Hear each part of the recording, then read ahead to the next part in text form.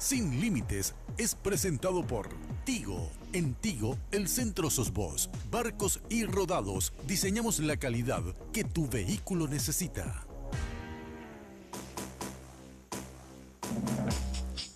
¿Qué tal, amigos? ¿Cómo están? Muy, pero muy buenas noches.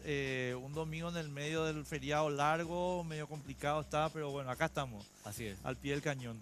Mira un poco las pilchas de otoño, totalmente otoño de Perry Ellis. Mira lo que es este cardigan, está demasiado lindo. Hice este tipo que quiero mostrar, la prendida, mira un poco que bueno, excelente. Segundo nivel del Shopping del Sol van a poder encontrar a Perry Ellis, que además está ya con toda la colección otoño-invierno. Y no quiero que se olviden que próximamente también van a tener descuentos muy interesantes ahí en el Shopping del Sol. Así que lo único que hay que estar es pendiente a las redes sociales. Lo pueden encontrar en Instagram, donde van tirando todas las promociones y también toda la nueva colección Perry Ellis PY. Quiero contarles una pequeña chismografía sobre el tema. Mañana, lunes, Perry Ellis va a estar abierto. Claro, categórico. Porque hay mucha gente que se pega el raje y compañía, pero ellos van a Claro, vos sabés que también aprovechamos en esta etapa de agradecimientos del programa para saludar a los amigos de Tigo, porque han ganado de nuevo un reconocimiento demasiado importante en cuanto a velocidad de internet móvil. Hay que recordar que hay una puja bastante interesante en cuanto al servicio, y Tigo ha sido certificado nuevamente por Ookla, que es la empresa que se encarga de hacer esta medición. Y bueno, ha dicho, en base a mediciones técnicas, claro está, y haciendo una comparación con las demás compañías, que Tigo es el que ofrece el mejor servicio de internet en red 3G y en la recientemente estrenada 4G LTE. Así que la mayor velocidad. La mayor velocidad, y bueno, estamos muy contentos de comunicarnos siempre con nuestro Tigo a la mayor velocidad. Sí, señor. Bueno, Carlos, rápido, resumen de la semana, para ya porque nuestros invitados están esperando, impacientes. Tenemos dos hechos, a mi modo de ver, que son, digamos, simbólicos y grandes. La renuncia de Carter, el finiquito de la enmienda, y el tema del asalto de PSC en Ciudad del Este. Efectivamente, yo quiero contarle a la audiencia que nuestro segundo tema de la noche va justamente a abordar el escenario, cómo queda reconfigurado el escenario luego de que Horacio Cartes haya hecho este importante anuncio. Muchos dicen Horacio Cartes está con menos fuerza. Yo creo que ese es un error de cálculo categórico y que nos va a enfrentar con otra realidad. Horacio Cartes está con más fuerza que nunca. Intacto. Y además con la intención de digitar un candidato en el Partido Colorado, como es lógico, pero también tratar de infiltrarse en la oposición para poder dividirla y de esa forma triunfar en el 2018. Hay un lema muy sencillo, muy básico: divide y triunfarás. Y creo que ese va a ser el objetivo de Horacio Cartes para ganar con esa base que tiene el Partido Colorado e imponer a su candidato en el 2018. Así que hay que estar muy atentos. Y quiero contarte y adelantarte que a vos y a la audiencia vamos a tener como invitados a el principal líder de la oposición, podríamos decir, o los principales líderes de la oposición, el presidente del Partido Liberal, Efraín Alegre, y también nos va a acompañar el presidente del PDP, Rafael Filisola. Eso un poco más adelante.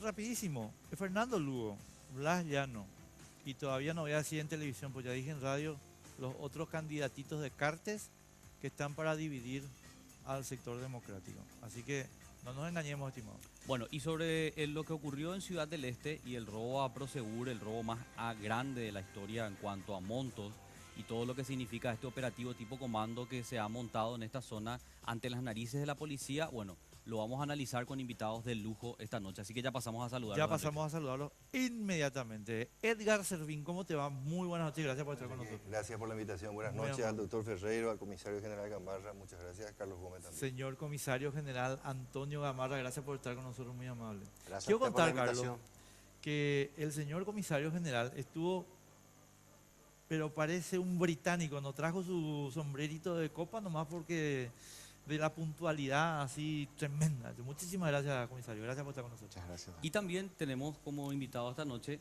a un amigo de la casa, ya podríamos decir, el senador por Avanza País, Adolfo Ferreiro. Senador, usted es de la Comisión de Defensa y Seguridad Nacional, si no estoy equivocado. Sí, asuntos constitucionales y defensa y seguridad nacional. Pero no me siento muy cómodo acá porque yo pero fui ni cimeforista siquiera. No. Así que declino. No, en serio, un gusto estar acá. Muchas gracias. Gracias, Adolfo. Muy Vos sabés amable. que yo puedo iniciar con Adolfo, si me permiten los demás invitados también, porque la senadora Desiree Masi, que es presidenta de la Comisión de Hacienda y Presupuesto, estuvo divulgando a través de sus cuentas de redes sociales cifras, que es justamente lo que le estábamos pidiendo, porque queríamos saber qué presupuesto ha manejado el gobierno de Horacio Cartes para la policía, específicamente, el Ministerio del Interior. Y Desiree Masi, en este detalle que comparte a través de sus redes sociales, de lo cual nos hacemos eco, detalla que la policía desde el 2013 hasta este año ha recibido 270 millones de dólares. Una plata importante, yo creo, para inversión, equipos, combustible, mantenimiento. Lo que hemos visto, lo que ocurrió en este asalto a Prosegur es una justificación más de la policía diciendo que no estaba preparada. ¿Qué se puede hacer, qué se puede reclamar desde el Senado? Bueno, en primer lugar, lo que haya ocurrido no es un hecho aislado en el contexto de la policía. Sí. A mí no me gusta en el análisis, cuando son cosas tan grandes, reducirlo a un contexto, ¿verdad? Es como cuando decís, bueno, ¿por qué no salimos campeones del mundo en fútbol? No es solamente porque los 11 jugadores le faltó algo o no hicieron algo bien, sino es resultado de otra cosa más amplia y compleja, ¿verdad? Y yo creo que este problema de lo que ocurrió en Ciudad del Este, que es uno de los problemas que hay, tal vez el más vistoso de los últimos tiempos, debe inscribirse dentro del deterioro generalizado de la institucionalidad en el Paraguay, ¿verdad? O sea, con la policía ocurren cosas terribles, ¿verdad? Por ejemplo, el día de la manifestación esta que concluyó, en la cual se incendió el Senado y se asesinó a una persona, esos son hechos tan resaltantes que nos impiden ver otras cosas que fueron mucho más graves, o sea, no mucho más graves, perdón, tan graves en cuanto a su significación, que fue, por ejemplo, que los agentes policiales salieron a asaltar a la gente en la calle y robarle la billetera, Sí. ¿verdad? Eso ocurrió, nosotros lo vimos, ¿verdad? O sea, ¿eso qué está reflejando? Un deterioro institucional y alguna falla en el proceso, digamos, de creación de una ética profesional en la policía, pero también ocurre en la ASEAN. Los inspectores de la ASEAN son hoy día una gran pandilla de extorsionadores callejeros, o por lo menos en la ruta, ¿verdad? Y también ocurre con los funcionarios de aduana. O sea, tenemos un proceso de deterioro institucional que es el que tiene que hacernos entender de que si no hacemos cambios radicales y profundos que van más allá del problema del presupuesto y las responsabilidades particulares, esto va a ser cada vez peor. Claro, iniciaba con este tema de presupuesto, senador, porque hemos visto que en la prensa oficial, oficialista o como quieran llamarlo, se trató de justificar la situación diciendo, no, lo que pasa es que el Senado rechazó un crédito de 20 millones Sí, de del 20 Banco millones. Interamericano de Desarrollo. Claro, ¿Lo has leído? que era un préstamo que se rechazó porque no tenía una justificación razonable. El préstamo parecía, o mejor dicho, el destino del préstamo Sí. parecía esos tantos rubros que se crean para manejos de dinero de manera no muy rigurosa, como que programa de estudio de la felicidad ambiental de los menores de edad en estado de aproximación a la edad escolar, ese tipo de cosas. Bueno, era una cosa muy vaga, no se rechazó porque no se quisiera lo que se tiene que proponer el desarrollo de la institución policial, sino porque el préstamo, mejor dicho, el proyecto tenía deficiencias de credibilidad, ¿verdad? Y eso es normal, eso ocurre con la policía, ocurre y ocurre con varias instituciones que se le dice, mira, no nos convence tu proyecto. Claro. Ocurrió con los bonos. Sí. ¿Verdad? Una de las razones por las cuales se rechazaban los 200 millones de dólares de bonos era porque a criterio del Senado o mayoritario del Senado no tenían una justificación razonable y que se podía haber arreglado después, ¿verdad? Con una justificación razonable y un debate a fondo sobre el tema, pero bueno, como el gobierno prefirió vetar el presupuesto, un veto que no existe constitucionalmente, en vez de solucionar un problemita, creamos otro más grande. Entonces, para hacerla redondita la cosa, nosotros tenemos una crisis total de las instituciones del Paraguay. No hay una sola institución que funcione institucionalmente. Es decir, dentro del marco normativo, ético, de objetivos. Los agentes que controlen el uso de balas por su escasez y que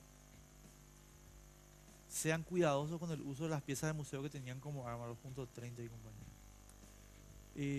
¿Cómo analizás vos eso, que estuviste en altísimos cargos policiales y observás hasta ahora la situación? Hay que ver si se ejecutó eso, se gastó esa cantidad de dinero. Por una parte, a lo mejor el Congreso Ejecutivo, o sea que se aprobó ese dinero, pero se usó. Esa es otra cuestión. Claro, el nivel de ejecución. Tenemos, por ejemplo, 7 helicópteros, de los cuales solamente 2 están funcionando y a duras penas porque les falta mantenimiento. Y los otros, por ejemplo, hay 3 helicópteros que solamente les falta mantenimiento. Un avión que le falta mantenimiento, no está volando. Entonces, y eso es porque no hay dinero. Eso, perdón que te voy a preguntar desde la ignorancia más completa. Si yo te digo a vos, si el senador te dice a vos, 270 millones de dólares te di en 4 años, ¿cómo vos podés explicar que no se usó esa plata? O sea, si vos fueras administrador policial... Bueno, por eso yo desconozco los detalles, pero si es que no se ve en qué se usó, entonces, ¿qué es lo que está pasando? ¿Ah? En este caso, por ejemplo, no había balas, o solamente o es responsabilidad del jefe que no pidió, porque no solamente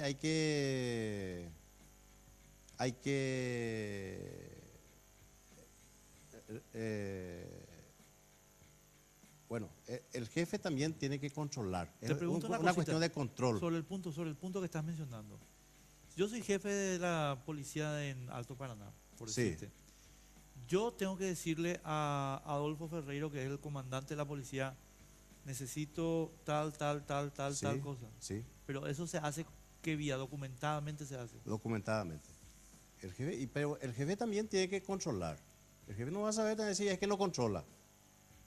Porque esos elementos están distribuidos en diferentes comisarías. En este caso, por ejemplo, la GEO, que es la unidad especializada, que tiene su dependencia aparte. El jefe de la GEO tiene que tener, el jefe policial le tiene que controlar al jefe de la GEO también, a todas las dependencias, permanentemente.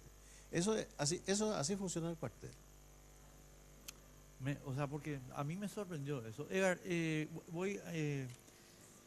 a mí, aparte de lo que estábamos hablando con Antonio y con Adolfo, hay otra cuestión que me gustaría también tu análisis, ¿verdad? Por favor, si ustedes quieren intervenir, intervengan, ¿eh? O sea, sí.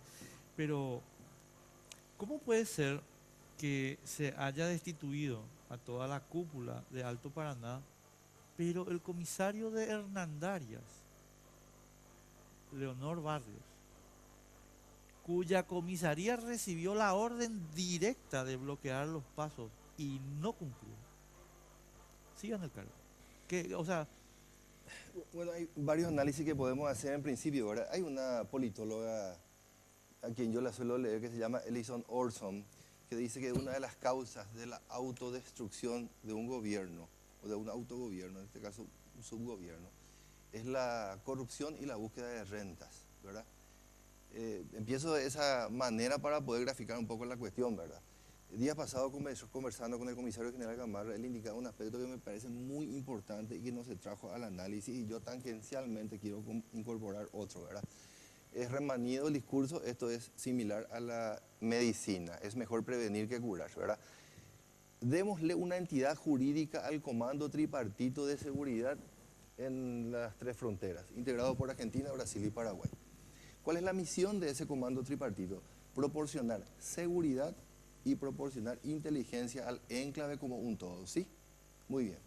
Vayamos al segundo nivel, a uno de los componentes de esa organización, que es la Policía Nacional. Y también consideremos de que transversalmente las agencias de inteligencia más prestigiosas del mundo están operando en ese sector, ¿verdad? No se pudo convertir la información en inteligencia de que había un ataque inminente. Ubicándome en un plano estrictamente político, yo me ubico en ese plano estrictamente político, cuando llega la información, entonces el director del staff de seguridad, ¿qué es lo que le tiene que decir al presidente de la República? Señor presidente, estamos ante la inminencia de un ataque a Ciudad del Este. Cualquier presidente de la República, el presidente Carter, cualquier presidente te va a decir, mira, ¿tenés una información precisa o no? La información no es precisa. es un indicativo, una información que todavía no la convertimos en inteligencia. Entonces ahí normalmente los dignatarios dicen lo siguiente: no podemos introducir el caos porque vamos a cortar la economía, se van a cerrar los trabajos, etcétera, etcétera, etcétera. Ahí empiezan a actuar lo que se denominan las redes de información, ¿sí? Entonces, el órgano de inteligencia paraguayo, en este caso la Policía Nacional, cuando tenía esa indicación, debería activar lo que se denomina las redes de información, que actúan en 4 niveles, y socializar esa indicación, esa información de que hay un ataque inminente con las entidades financieras y con las empresas, ¿sí? Se producía ahí un efecto inverso al control social que tiene normalmente el Estado. La ciudadanía le controla a su policía o a su fuerza de seguridad o a su fuerza armada a partir de la información que le da. Y ahí empiezan a trabajar ellos, ¿verdad? Normalmente el terrorismo o la delincuencia organizada se devela en la segunda fase de una operación terrorista, cuando recolecta información del objetivo. Seleccionado el objetivo, pasa a la segunda fase, la información del objetivo. Si el Estado, sea cual sea, no detectó que hay un ataque en curso, el 99% del éxito está del lado de la delincuencia. Yo creo que con esto grafico de alguna u otra manera todo el espectro, todo el panorama de lo que se puede denominar un evento contingente, similar al estudio que hizo John Habermas sobre el ataque de las Torres Gemelas, ¿verdad? Que ningún Estado de alguna u otra forma está preparado para enfrentar este evento que se llama contingente. Por eso faltaron las balas, no volaron los helicópteros, no había combustible, etcétera, etcétera, etcétera. Y por último, esta es una típica operación militar, como se decía en la década del 60 o del 70, pero más morigerada, más moderna, de golpe de mano, donde fíjense que se reúnen todos los requisitos para efectuar una operación exitosa en este sentido: el factor sorpresa, campo de tiro, puntos de bloqueo, dominancia de puntos de congestión. Se habrán constituido mínimamente 20 minutos o 30 minutos antes, delante del objetivo seleccionado, y seleccionaron una ruta perfecta de fuga y escape, ¿sí? Entonces, con todo ese panorama, lo que nosotros podemos establecer es que no se pudo convertir la información en inteligencia y el Estado no pudo actuar eficazmente, digamos, ante este ataque, porque sitiaron la ciudad creo que por 3 horas, ¿verdad? Por eso yo insisto en el siguiente aspecto. Habermas dice también de que un presidente de la República puede tomar en relación a un Ministerio de Seguridad 3 tipos de decisiones. En primer lugar, digamos, hace una selección decisionista en donde prima lo político sobre lo técnico. En segundo lugar, un tecnócrata donde prima exactamente, digamos, los criterios técnicos. Y en tercer lugar, un aspecto pragmático. En este caso se vio de que el aspecto decisionista fracasó en el siguiente sentido: no se pudieron tomar las precauciones del caso.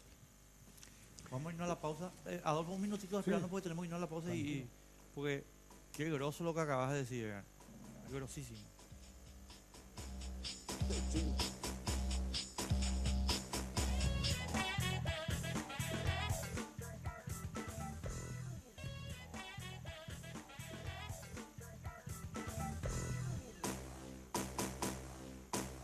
Continuamos, estamos por las pantallas de Red Guaraní, esto es Sin Límites, y quiero recordarte que podés participar a través de nuestras cuentas de redes sociales. Yo sé que hay muchísimos comentarios en torno a esto que ocurría en Ciudad del Este y todos los errores tácticos y de procedimiento que se han visto y que tanto se ha criticado. Vos podés dejar tus comentarios a través de nuestras cuentas de redes sociales que están figurando ahí por debajo, nuestra fanpage Sin Límites y nuestra cuenta oficial en Twitter, @sinlimites_RG. Continuamos.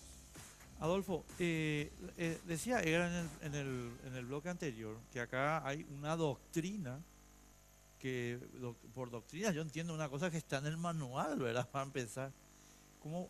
O sea, ¿por qué en uso del artículo 195 de la Constitución del Congreso no le llama, por decirte, a Lorenzo Lescano, encargado de despacho del Ministerio del Interior, y le dice: papá, esto no está en el manual de preescolar que hiciste? ¿O estoy totalmente descaminado en mi pregunta? No, en primer lugar, porque los mecanismos de control interpoderes son tremendamente eficientes en el gobierno paraguayo, o sea, el gobierno de 3 poderes. Nuestras instituciones son débiles, son poco equipadas. Nosotros no tenemos capacidad de un seguimiento con algún rigor técnico de lo que ocurre en ninguna área del Estado. Tocamos muy de oído y en procedimientos que son imprácticos, por las famosas interpelaciones, ¿verdad? Que parece un concurso de mal gusto de pregunta y respuesta muchas veces, que muy artificiosas y muy poco verificables, no hay polémica.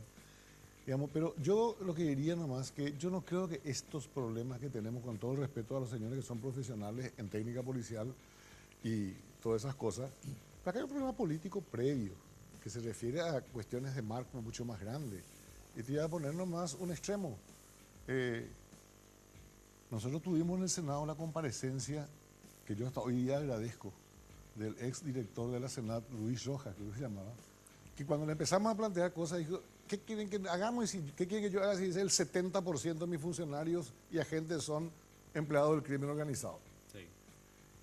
Yo no sé si será cierto, pero lo tomo con la responsabilidad de un jefe que tenía la responsabilidad de decirlo. No produjo ninguna reacción. Nada. A nadie le importó esa afirmación, ¿verdad? Es como que, qué sé yo, que la directora del convento dijo el 70% de mis monjitas bailan en el cabaret de la esquina, ¿verdad? O sea, tendría que causar un escándalo, por una reacción. Bueno, entonces, por un lado. Por otro lado, hablábamos de 270 millones de dólares, 300, pero no tenemos una noción de si eso es poco, mucho, suficiente, ni en qué sentido tiene que usarse. No estamos viendo en el análisis político una realidad que te la da el propio Banco Central o el Ministerio de Hacienda, que la mitad de la economía nacional es Negra. es clandestina, ilegal o criminal. Que la principal fuente de empleo para los jóvenes que vienen del interior en la migración forzosa a la periferia de la capital es el crimen organizado.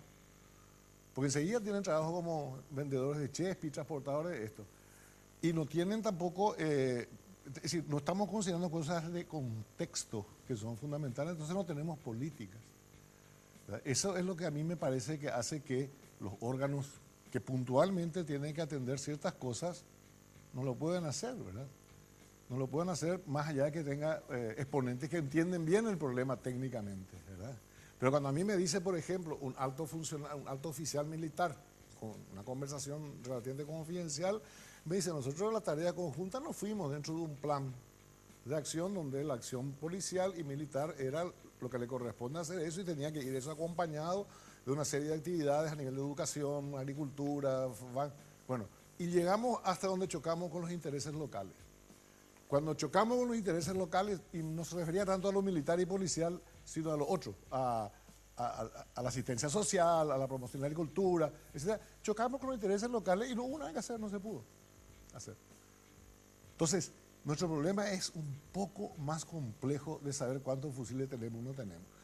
Y a eso le tenés que sumar el hecho que es obvio y objetivo, que el nivel de infiltración de la delincuencia y la corrupción en las estructuras institucionales es feroz, es en la policía, pero también en la fiscalía, también en lo que te digo. Nuestro país está al borde de su desarticulación como entidad política viable. Comisario Gamarra, usted estuvo dentro, y yo quiero referirme un poco a lo que señala nuestra Constitución Nacional, por lo menos como una declaración. En el artículo 175, que habla de la Policía Nacional, menciona una palabra que a mí me parece fundamental, porque de nada nos sirve después tratar de solucionar cuando las cosas ya pasan. Menciona la palabra prevención. Y yo quiero saber cómo dimensiona eso la policía, la palabra prevención. Y también quiero, si nos podés graficar en palabras sencillas, explicarnos, contarnos, ¿cuál es la política pública de seguridad que tiene nuestro país? Porque yo creo que todo se remonta a eso, ¿verdad? Juntando un poco en la doctrina que hablaba también el coronel. La Policía Nacional tiene dos funciones principales. Y son la prevención en primer lugar. La prevención y la represión. Pero la principal es la prevención. Exacto. Bueno, si miramos el hecho de Ciudad del Este, yo creo que en varias ocasiones se evitó, especialmente el robo a Prosegur. Ustedes recordarán el túnel que se cavó, o varias veces se ha intentado, porque en Prosegur es donde más dinero se guarda. Es la entidad que más dinero que cualquier otro banco. Todos los bancos que están en nuestro país tienen su sucursal en Ciudad del Este. Y algunos tienen inclusive mucho más movimiento que acá en Asunción. Sí. Y todas esas entidades manejan dinero. Eso, por supuesto, que atrae también a los delincuentes que buscan asaltar, robar. Ahora, En esta ocasión yo creo que la policía fue sorprendida y yo creo que cualquier otra institución, puede ser militar o cualquier otra dependencia uniformada, puede ser sorprendida. Y normalmente para obtener información y llegar a prevenir, se actúa en base a informaciones, inteligencia, rumores, que después, así como dijo el coronel, después eso es información y se transforma en inteligencia. En este caso, a esta altura se está comprobado que todos los autores son brasileños, gente experimentada, con varios antecedentes. El jefe, el que encabezó el operativo, tiene 50 años de condena en Brasil por hechos ya parecidos. En marzo del año pasado, idéntica actuación tuvieron para robar el local también de Prosegur en Brasil, en Campinas. Sí. Y ustedes saben que la policía brasileña está mucho mejor equipada que la nuestra. Y también estuvieron ahí, más de una hora estuvieron robando ese banco. Ningún resultado, ningún detenido, ellos se salieron con la suya. En el caso nuestro, yo creo que a nivel, partiendo del domingo en que se inició ese hecho, hasta el día de hoy, yo creo que se ha tenido un éxito con el comando tripartito. Casi todos los delincuentes están presos. Todos los elementos que utilizaron fueron incautados, una parte del botín recuperado, inclusive el cabecilla cayó preso. Por más de que eso no fue en nuestro país, por lo menos se hizo un seguimiento y se supo más o menos hacia dónde iban a pasar al lado brasileño. Se dio aviso a los colegas del Brasil y ahí sí el comando tripartito tuvo su efecto. Después yo tengo una observación sobre eso. Yo quiero plantearle sobre el tema de la información, porque vos decías que se recolecta la información. Ahora, hay recortes periodísticos, comisario, y te quiero citar la fecha porque me parece importante.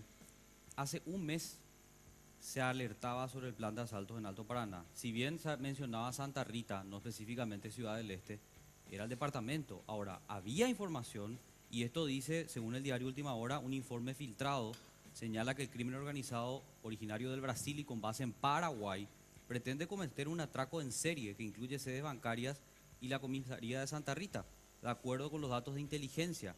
Es más, en este recorte periodístico habla el jefe de policía departamental, el comisario Fernández, que confirma la información y reconoce que juega en contra la falta de tecnología y la vulnerabilidad de la zona que está en frontera. Entonces, la policía manejaba esta información. La pregunta es, ¿qué hace con esa información? ¿Qué seguimiento les da? En el 2000, tema de la inteligencia. En el 2005 yo estuve 1 año, 3 meses como jefe de investigaciones. Y después en el 2007, también 1 año y unos meses. Y las informaciones siempre llegan, y por eso le digo, Prosegur siempre fue blanco, inclusive ya fue objeto de robo en varias oportunidades. Y el de Ciudad del Este especialmente. Hace poco se encontró, creo que hace 1 o 2 años, un túnel. Sí. O sea que por todos los medios intentan robar esa institución, esa empresa. Ahora, por eso le digo, todos son brasileños. Por eso es que posiblemente no se filtró ninguna información. Es muy probable que esa planificación se haya hecho en Brasil. Y ya solamente ingresaron al país para la verificación del lugar y para la ejecución.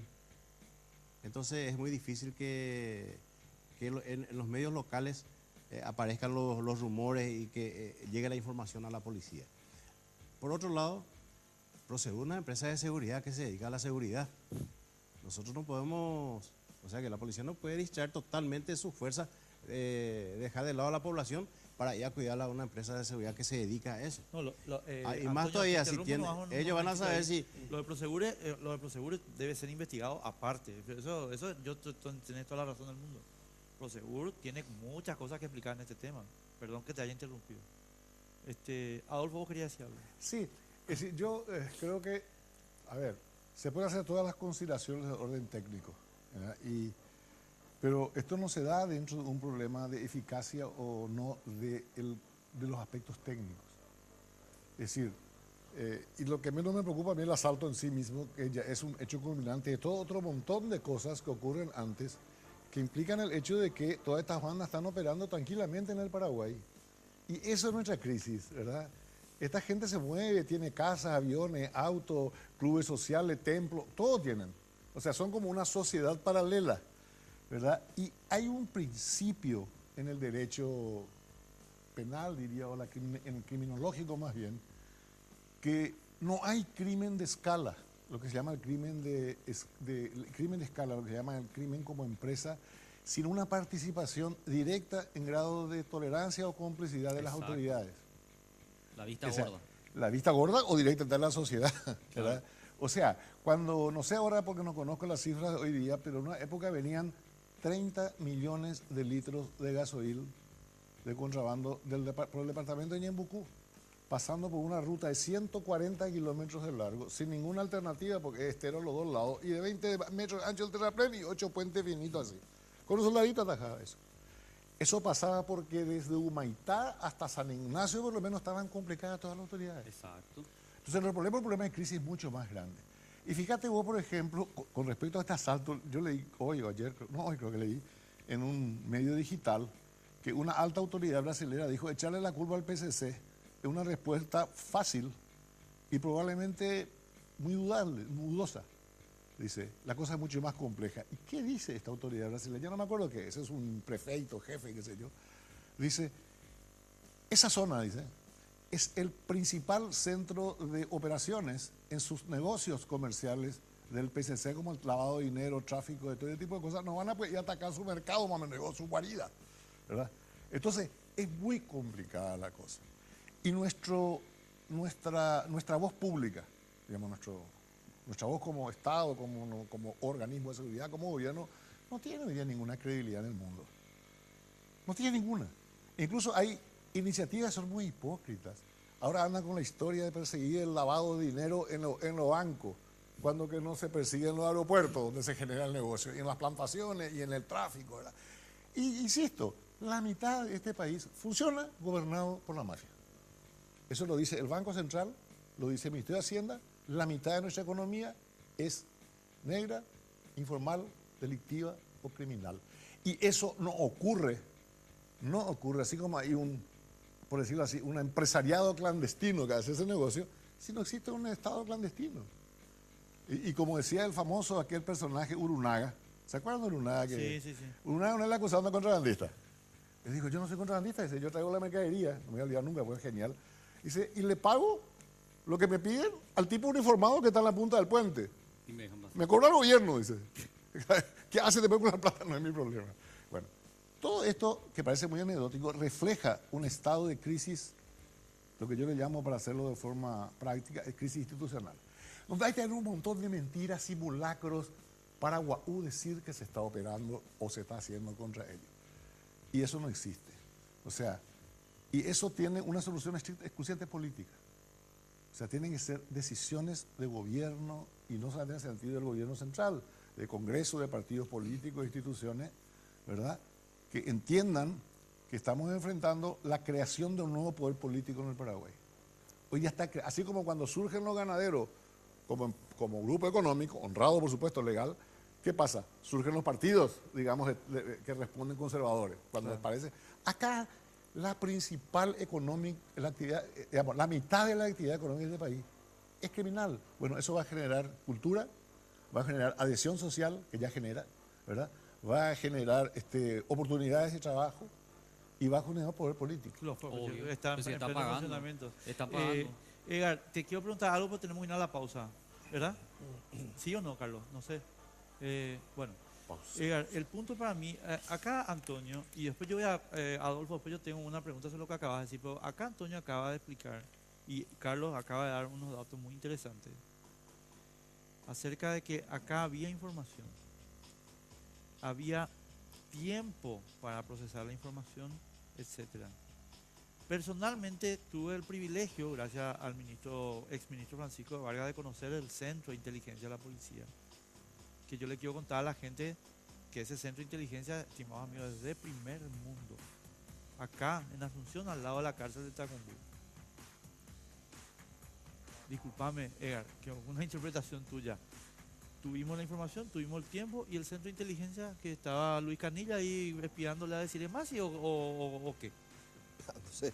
Bien, yo quiero rescatar algo con respecto a todo lo que se dijo ahora en relación a lo que me indicó un alto exponente de las Fuerzas Armadas paraguayas, ya jubilado con formación europea y de Medio Oriente. Me dice, fíjate lo responsable que fue la actitud del comisario principal Juan Fernández en lo que respecta, digamos, al cuidado que tuvo de sus hombres. Si es cierta esa información, este hombre se circunscribe su actitud dentro de lo que se denomina mando responsable, que es una cuestión de aprecio o que a él lo ensalza en el criterio de que una vez producida la crisis, él precauteló, digamos, todos los medios que tenía, sobre todo la vida de su hombre, para que no haya más bajas. Es justo decir eso, hay que reconocer eso. Intuyó exactamente el hombre y se ubicó exactamente dentro del momento y dentro del espacio de lo que demandaba la crisis, ¿sí? Yo, Enrique, soy muy criterioso a la hora de tratar de analizar, digamos, cuáles fueron los errores, porque es fácil decir el ex post antes que el antes, ¿verdad?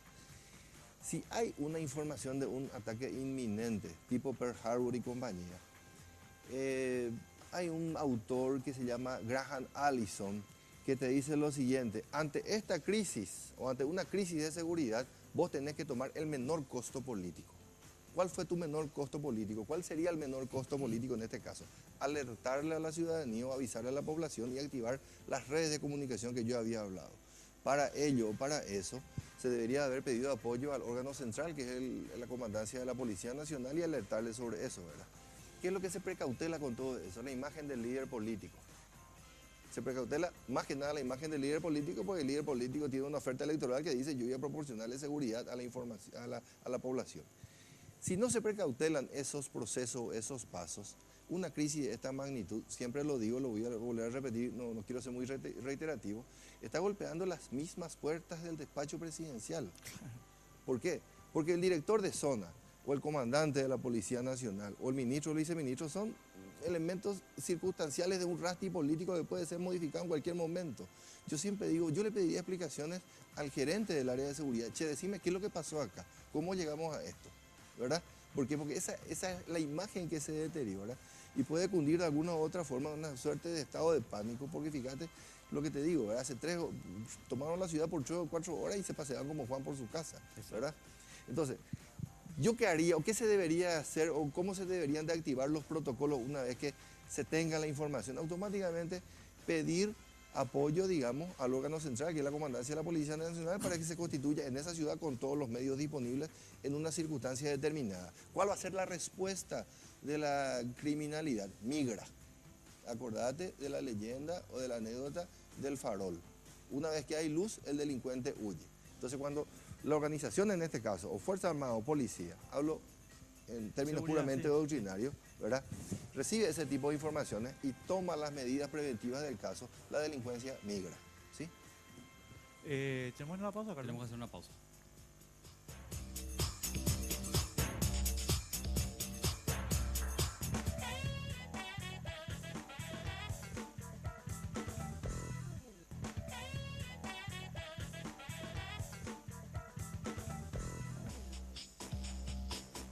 Bueno, este es nuestro tercer bloque analizando lo que ocurrió en Ciudad del Este, lo que fueron las últimas horas del domingo y las primeras del lunes de esta semana que está terminando, porque en realidad fueron terroríficas, imágenes de película.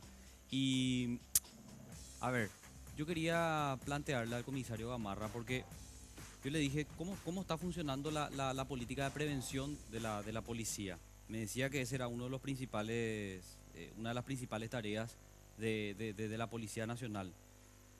Tenía la información la policía, eso está publicado en los medios de comunicación, además habló el comisario Fernández diciendo que esa información real se tenía, que era un hecho, que era una posibilidad que se estaba manejando. ¿Qué se hizo con esa información? Por lo que vemos, muy poco. Ahora, supongamos que toda la planificación se hizo fuera, en el Brasil. Se tuvo que venir a ejecutar aquí al país. La pregunta es cómo pasa armamento pesado, personas armadas hasta los dientes y todo ese despliegue tipo comando ante los ojos de la policía sin que nadie se dé cuenta. Eso me imagino que toma su tiempo en cuanto a la planificación. ¿Cómo es que nadie ve nada y después se resume la cuestión a que la policía fue sorprendida? ¿Cómo puede ser sorprendida la policía cuando había una información previa y cuando había personas con armamentos pesados paseándose por la ciudad? Es muy simpático, ¿verdad? Porque lo decimos esto de manera jocosa. En la esquina a mí me paran y me piden la cédula. ¿Por qué no le paran al bandido con Con la el metralleta fusil antiaéreo antiaérea. y le quitan el arma? Es muy simpático, pero es así. Increíble. Bueno, para empezar, ahí volvemos a lo que dijimos ya antes. Sí. Ahí permanentemente es riesgo. La policía tiene que estar atento permanentemente. Exacto. Hay que ver del lado del el operativo que realizaron estos delincuentes. Es totalmente fuera de lo común. Algo espectacular. Y aparte de eso, eligieron un día, domingo a la noche, amaneciendo lunes, medianoche, en que la Policía Nacional estaba a mitad de su fuerza efectiva trabajando, y aparte de eso, la otra mitad descansando. Un cuarto de su fuerza efectiva estaba en ese momento. Y crearon las distracciones que crearon ellos, produjeron una confusión total. Yo creo que por lo menos una hora habrán tardado para saber qué era lo que realmente se ¿Qué estaba estaba ocurriendo? qué era realmente el objetivo principal. Sí. Porque Por ahí todas todo el estas mundo, distracciones. y aparte de eso, toda la ciudadanía estaba llamando y pidiendo socorro acá, allá, las explosiones en los diferentes puntos. Y después cuando acudían con los clavos Miguelitos, y aparte de eso los francotiradores que le iban disparando, entonces, por eso es que se tardó. Por lo menos, yo creo que hubo una reacción. Por eso es que llevaron una mínima parte del botín. No es que ellos, la gente dice, hicieron lo que quisieron. Hubieran llevado todo lo que había ahí. No sé, 40, 50 millones de dólares. Llevaron 11 millones. Lo que pasa es que... Y que al final ellos no tuvieron, ni siquiera tuvieron tiempo de tener un escape, porque el plan tiene que contemplar también el escape. Y ellos no llegaron a escapar. ¿Cómo no llegaron a escapar si todos huyeron del Paraguay? No, y están todos presos ahora. No, Pero están presos en el Brasil. Ya sí, sé, pero pero además ese, se les liberó a 5. ¿Y por qué se compone el comando tripartito? Por algo se formó, que es una frontera. Antonio, No, pues perdón. yo pregunto, porque es parte del operativo policial, vos tenés que cerrarlo o no al paso. A ver. Pero eso A ver, eso, está claro que ellos eran mayor en cuanto a tecnología, fuerza, armas, correcto. Está claro eso. La policía no puede entrar y enfrentarle porque va a haber bajas del otro lado, del lado policial. Pero ¿y dónde está el operativo de cerrarle el paso para que ellos no puedan huir con el botín? bueno, escuchamos que el jefe de policía ordenó para que se cerrara Y no, No se cerró. en Hernandarias.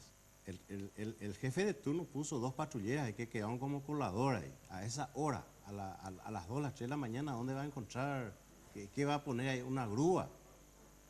Los tipos se van a toda velocidad, de kilómetro 4 a Hernandarias. ¿En cuántos minutos habrá llegado?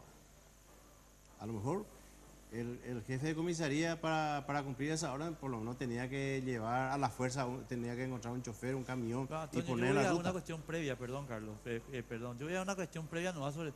Primero hay que aclarar que de los detenidos en Brasil, 7 ya fueron liberados porque no tienen nada que ver. Porque no hay pruebas No hay contundentes. ninguna prueba, pero además, vamos, o sea, la policía no puede aportar el documento entonces, estos están liberados.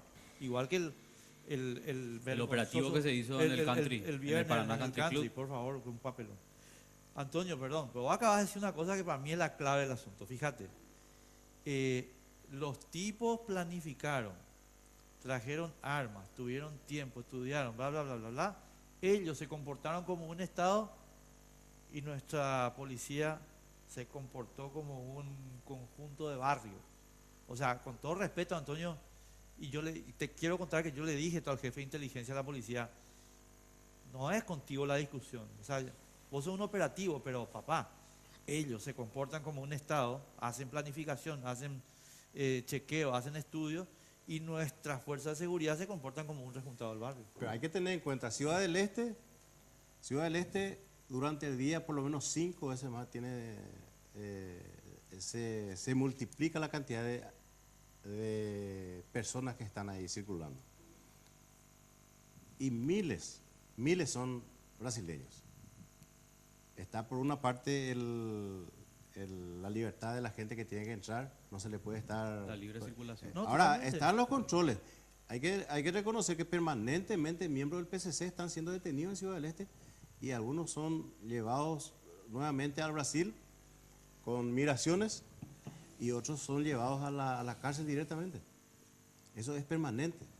El 30 de marzo, 20 días antes de este golpe, uno detenía a 3 personas y uno de ellos tenía condena de 30 años en el Brasil. Y como tenía dinero consigo, no tenía ninguna otra evidencia, tenía una buena cantidad de dinero, la fiscal optó por enviarle en la penitenciaría vinieron los policías, el jefe de inteligencia del Brasil vino para llevarle. Se coordinó ahí con la gente de migración, estaba todo, pero la fiscal le envió a la penitenciaría para investigar el origen del dinero que tenía consigo. O sea que esas cuestiones también hay que revisar. ¿Para qué nosotros queremos acá delincuentes? Tiene proceso en el Brasil, está condenado en el Brasil. ¿Para qué nosotros le queremos mantener acá? ¿Por qué no se va? Le tenemos que darle de comer ahí en la cárcel. Estamos descuidando ahí personal de seguridad. Directo. Para salvarlo del proceso que tiene en su país. Esa es otra de la corrupción judicial, pues. Y creo que tenemos que decirlo con toda la cuidado, letra. Pero por lo menos tenemos que ser más expeditivos. Cuidado. Con eso, mucho cuidado, porque con eso hacen muchas barbaridades. Es decir, hay garantías hasta para el sospechoso de un crimen, y si tiene delitos en Paraguay, en el país a donde vino, tiene que ser primero procesado en el Paraguay y después ser remitido. Pero ¿y no se sopesan los delitos? No. Si tiene una condena de 30 años y se le Pues investiga el eso origen tal vez sea del... un problema, pero el principio en general es que tiene que haber un procedimiento que se ajuste a los acuerdos que hay y a los respetos a las personas, Estoy de ¿verdad? acuerdo con eso. Porque puede ser un perseguido Pero si Claro. no tiene ningún delito, Si no tiene ni un delito. y tiene que pedir, entonces, si tiene un delito acá y tiene allá, sí. tienen que pedir una extradición de él. Exacto. Pero lo que pasa es que a veces se retrasa eso. Sí, pero doctor, nosotros cuánta gente, peso pesado, la Senada, por ejemplo, con la dirección, migraciones, la ley de migraciones, Con está migraciones, previsto. sí, si están en infracciones migratorias. Claro, se le expulsa Claro. directo y punto. Pero lo que pasa es que la mayoría de personas no tienen cédula de identidad, nacionalidad paraguaya y hasta son candidatos a las elecciones internas. Te doy un ejemplo, Pérez Corradi. Claro, que tenía su documentación A ver, paraguaya. la normativa que existe es suficiente para hacer bien las cosas. Eso es así absolutamente claro. Que se quiera hacer bien las cosas. Que se hagan bien las cosas o no ya es otro problema, ¿verdad? Pero nosotros tenemos una normativa general con la cual se puede hacer bien las cosas. Es muy parecida, que sé yo, por ejemplo, a un país como el Uruguay. No se diferencian mucho de las normas que hay. Acá un problema político de decisión y de poder real de quienes son afectados por las normas. Exacto. Yo te voy a decir con toda franqueza, y no es contra la policía es parte de lo más del problema.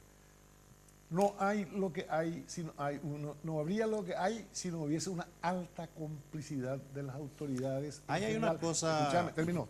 ¿Verdad? Y entonces la solución del problema tiene que empezar por una depuración de las instituciones del Estado. 100%. Mientras no vamos a repetir 1000 versos, pero esencialmente, y hablando del gran crimen y hablando del crimen de los peajeros. Los peajeros y ladronzuelos callejeros le pagan un peaje en las comisarías para actuar. Sí.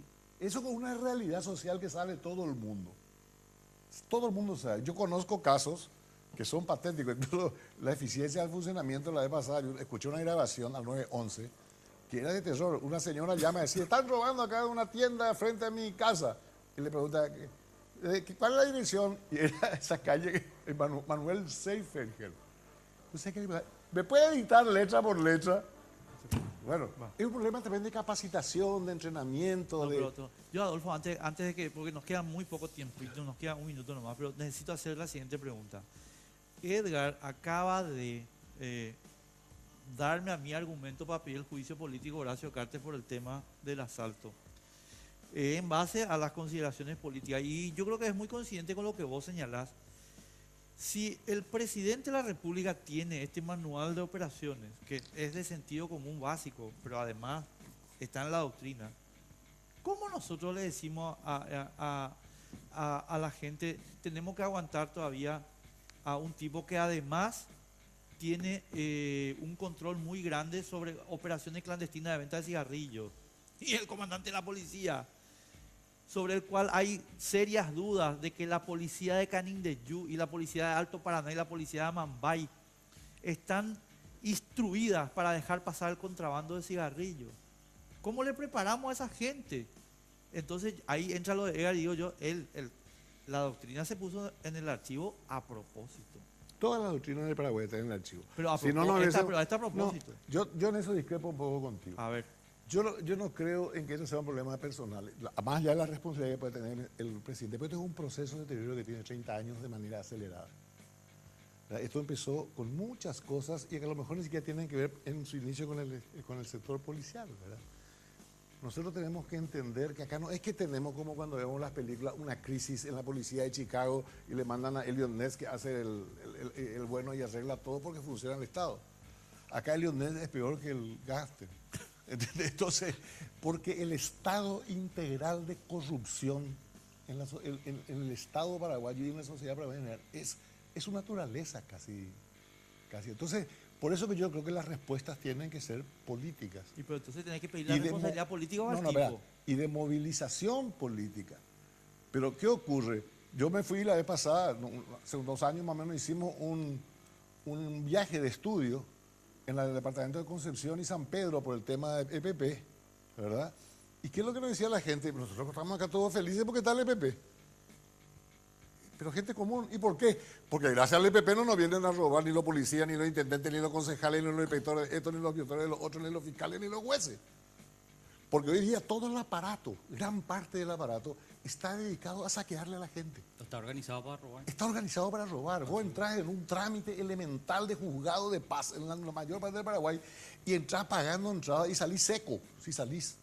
Entonces, hay un rechazo al Estado y a las autoridades del Estado por esa realidad. Porque se ve lo peor. Y eso no se cambia burocráticamente, se cambia contra la burocracia. Porque la burocracia ya fue creada para eso. Claro. Yo lo que quiero saber es por qué, porque el coronel Servín creo que hizo una exposición fantástica, ¿por qué no se trajo luz a Ciudad del Este? Bueno, voy a explicar un poco la cuestión porque yo formo parte de mi propia construcción personal. Por favor, no, por supuesto. ¿verdad? ¿Por qué Yo no se tuve, trajo luz? yo tuve la oportunidad de formarme, digamos, a lo largo de mi profesión como militar y como abogado en centros de alta formación del exterior, inclusive en Europa, ¿verdad? Yo vengo y recito un discurso de conformidad a la doctrina y la aplicación que puede tener para Latinoamérica este tipo de doctrina, ¿verdad? Independientemente de la conclusión que quite Enrique, que quite vos, etcétera, etcétera, ¿verdad? A mí me consta, y yo discrepo también con Enrique en ese punto, del esfuerzo que hace el gobierno, por ejemplo, para poder enfocarse en aspectos relacionados con la cuestión de la seguridad. Yo creo que este gobierno hizo inversiones importantes en materia de seguridad.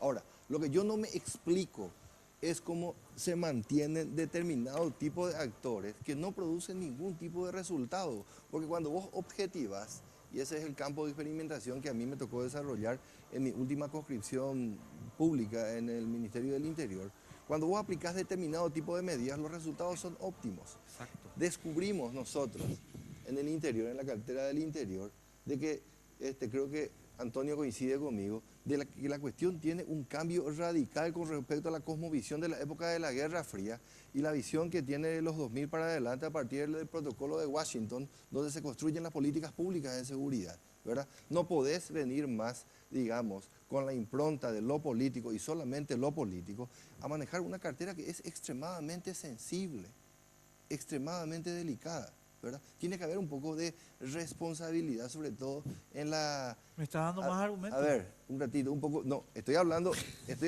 De lo ideal. Y me está dando más estoy argumentos hablando del porque este gerente. payaso lo puso a Tadeo Rojas. Espera un ratito. Estoy hablando del gerente, digamos, que está manejando la cartera. Tiene que haber un poco más de ética de decir, señor, yo no puedo aceptar este cargo porque no estoy preparado para esto. Ahí está. ¿Sí? ¿Entiendes? Ahora, voy a hacer un poco, voy a Pero hacer eso un es lo poco una ideal, por eso te aclaración y digo, voy a estás hablando de lo cometer ideal. una infidencia. En esa ronda donde desfilamos los consultores antes de los presidentes de la República, el presidente Cartes se iba a quedar en nuestra exposición 30 minutos, 40 minutos. Se quedó 5 horas.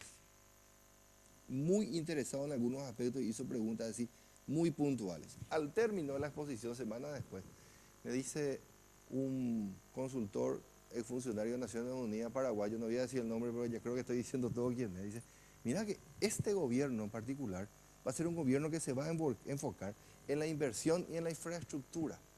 Y va a delegar la cuestión de la seguridad, pero esa es su visión. Y no es culpa, digamos, del individuo que toma la gerencia, sino que es su visión. ¿Me explico?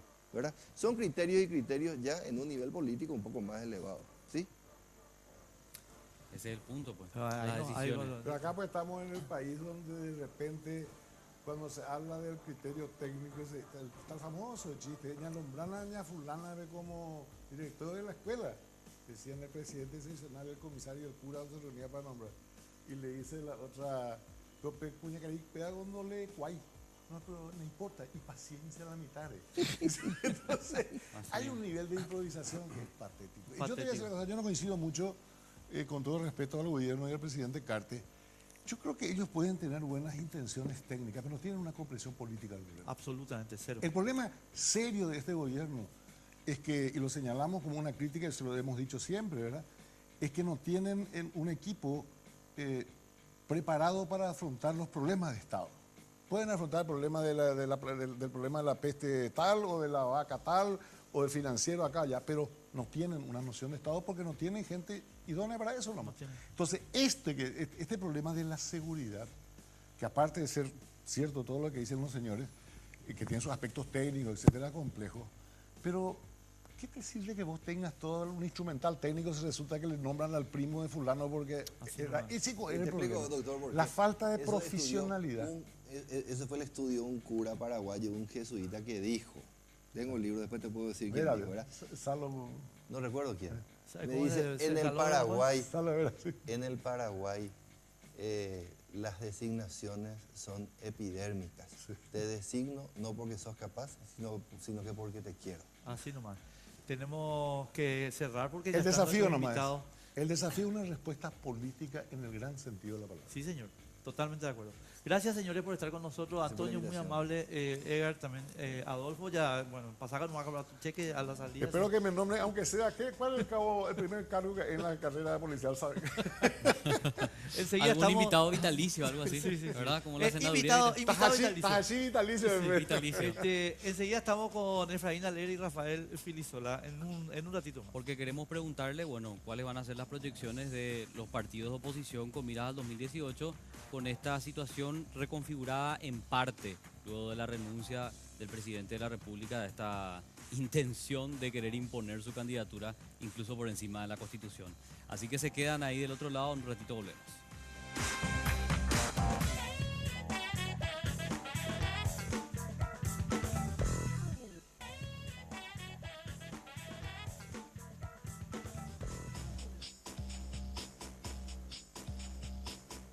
Bueno, y luego de los últimos acontecimientos de la semana, el tramo final, digamos, de esta enmienda y de todo el teatro que se ha montado en la Cámara de Senadores y posteriormente en la Cámara de Diputados, hay todavía situaciones que se deben arreglar con miras al 2018. Mucha gente se ha preguntado en la semana cómo queda Horacio Cartes en este nuevo escenario y cómo queda la oposición.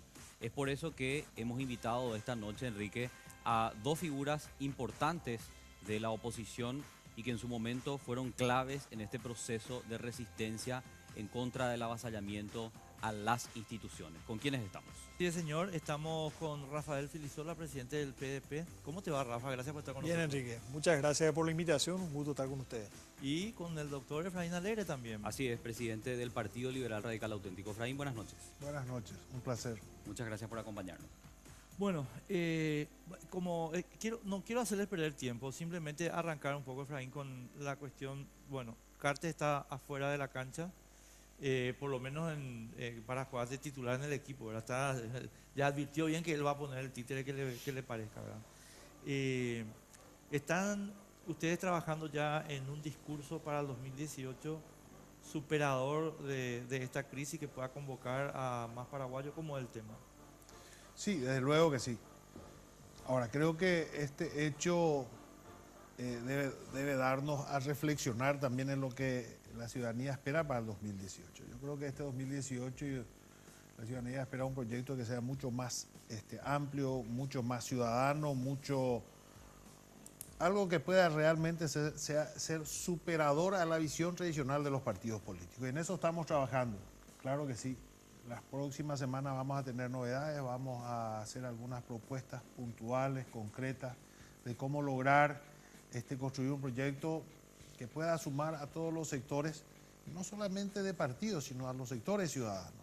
Hay un movimiento importante ciudadano en este momento que creo está buscando un proyecto, una línea, una idea que pueda realmente presentar con mira al 2018 un proyecto que nos incluya a paraguayos de todos los partidos, de todos los sectores, algo mucho más ¿Sabes por qué te fuerte hacía... que la visión partidaria tradicional. Claro, yo te hacía esta pregunta, Efraín, y después lo hablamos también con Rafael, pero desde un aspecto más particular.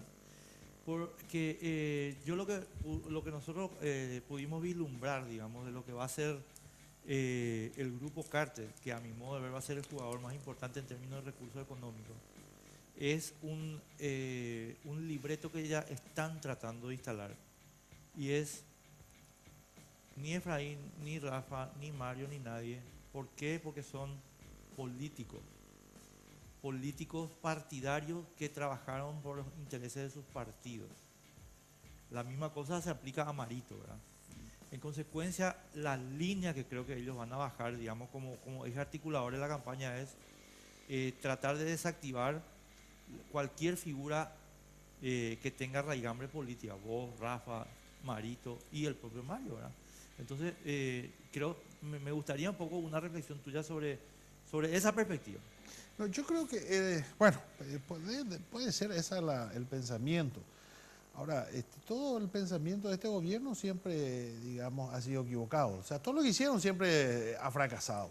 Y ese pensamiento evidentemente que también tiene una falencia fundamental, que precisamente Carter representa lo que ahora él quiere plantear como la novedad o lo bueno, sino todo lo contrario. Lo que hizo Carter es plantear un proyecto fuera de los partidos, donde él lidera, donde no gobernó con la política ni con los técnicos, sino con su grupo empresarial. Le trajo a sus gerentes como supervisores de toda la gestión política.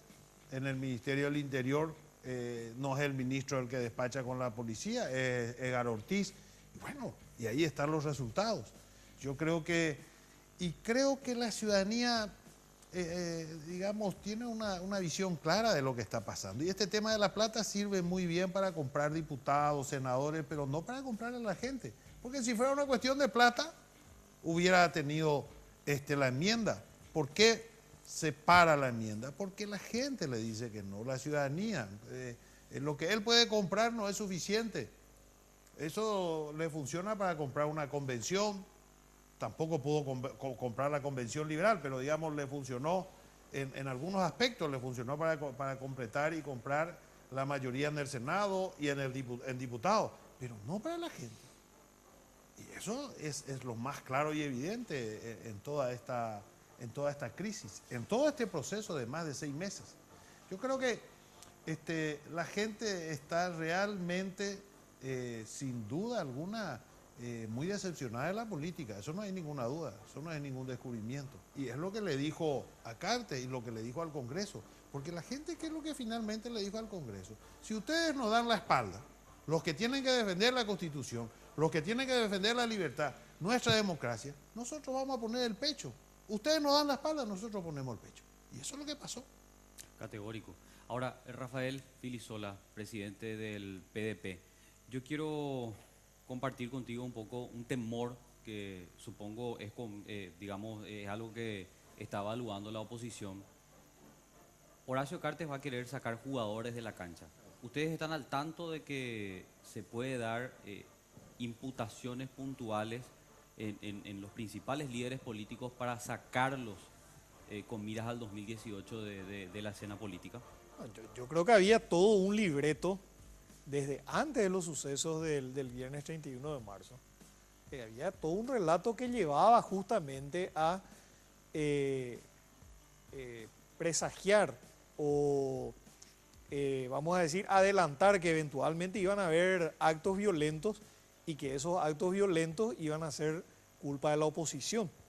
O sea, al final quedó tan en evidencia por las cámaras que había dentro del PLRA o por las mismas filmaciones de los periodistas en la manifestación de la plaza, que la violencia en realidad vino del gobierno. Por eso no nos pudieron responsabilizar hasta ahora. Pero fíjate vos que esta semana los mismos senadores que violaron la Constitución le dan un poder, le obligan al presidente de la Cámara de Senadores a darle un poder a un abogado, a abogados que están vinculados justamente con el oficialismo colorado para querellar a los culpables del incendio del Congreso. Claro. Y además hay que mirar nada más, tenemos el 31 de marzo, tenemos detenciones, represión, uso excesivo de la fuerza, tenemos detenciones arbitrarias, 211 detenciones arbitrarias, torturas, ultrajes a mujeres que fueron inspeccionadas por varones. Tenemos un asesinato político. O sea, tenemos todos esos sucesos que ocurrieron. ¿Y qué hace la Fiscalía? Imputa hasta este momento, creo que son 28 opositores que se manifestaron en defensa de la Constitución imputados, Sí. sin evidencia de ningún tipo. Bueno, Perturbación a la paz pública, no hay digamos. evidencia, Sí. sin evidencia de ningún tipo. Y aparte, y en contrapartida, por todo lo demás, los homicidios, la tortura, el homicidio, intento de homicidio, tortura, detenciones, ¿cuántos? 3 imputados. Y no está imputada la cadena de mando. No. ¿Cómo puede ser que cómo puede ser que o sea, la Fiscalía infiere de un video o de algunos videos que los manifestantes estaban causando destrozos, destruyeron el Congreso, quemaron el Congreso? ¿Y cómo puede ser que la Fiscalía parte de la base que solamente 3 personas, y que no son las personas que tienen el mando sobre la institución policial, son las responsables de todo este uso excesivo e irracional y además inconstitucional de la fuerza pública? O sea, ahí te da la pauta de cómo está. Y esta cuestión de que un abogado, que fue abogado de narcotraficante, que tiene sus vínculos, que fue abogado también de Yacyretá, resulta ser que nos denuncia a varios opositores, entre ellos a Efraín y a mí, y también a algunos senadores, nos denuncia por la comisión de 7 delitos. Evidentemente acá había un libreto, y ese libreto tenía que terminar ese viernes o en algún momento con gran parte de la oposición imputada, algunos probablemente también privados de nuestra libertad, para que prosiga ese proceso de ¿Quién es el abogado? Canilla. No, el abogado que nos denuncia a nosotros por 7 hechos punibles es un abogado, no me acuerdo ahora el Marco apellido, Estigarribia, ¿no? Estigarribia, Marco Estigarribia, Estigarribia. que fue funcionario de Yacyretá. Ahí tenés la conexión Yacyretá, ellos compran balines, le compran moto a la policía, Canillas también se mete en la administración de la policía, bueno, y tener el vínculo con José Ortiz y todo el entorno palaciego. Yo necesito preguntarle esto para entender, porque se ha mencionado mucho y se ha presentado videos para tratar de contar la historia oficial, porque tantas historias oficiales ya trataron de vendernos, y se los ubica a ustedes dos, Rafael Filisola, Efraín Alegre, esa tarde del 31 de marzo frente al Congreso. Incluso vos estabas con una valla en las manos o tratando de levantar. ¿Qué estaban haciendo ahí ustedes ese día, ese momento? Me gustaría que nos expliquen. Yo ya escuché parte de la justificación, ustedes trataron de ingresar al Senado, no les permitieron, bueno, y ahí se desata toda esa situación. Pero me gustaría escuchar de boca a ustedes, ¿verdad? ¿Qué estaban haciendo ahí? En realidad nosotros lo que hicimos fue, nos enteramos del atropello y convocamos a través de las redes sociales a la gente a que vaya al Congreso. Sí. Fuimos al Congreso, apenas llegamos, había un grupo de antimotines y un escopetero empieza a disparar a los jóvenes, que éramos muy pocos, éramos unas pocas decenas. Entonces, esas imágenes fuera de contexto que se ven son en realidad imágenes de Efraín o de mí mismo reclamándole a los jefes policiales, tratando de reclamar, porque ya le habían disparado, ya habían ocurrido los primeros disparos y los disparos eran a la cabeza. Claro. Entonces todas las imágenes que se ven ahí es en realidad tratando tratando de reclamar. Esa imagen moviendo la valla es porque se venía un hidrante encima de la gente. O sea, en realidad, bueno, y en realidad estábamos ejerciendo también el derecho de manifestarnos, hay que decir con todas las letras. No, más O vale. ahora resulta que ahora hay que volvimos al electronismo, cuando te manifestabas y era subversivo.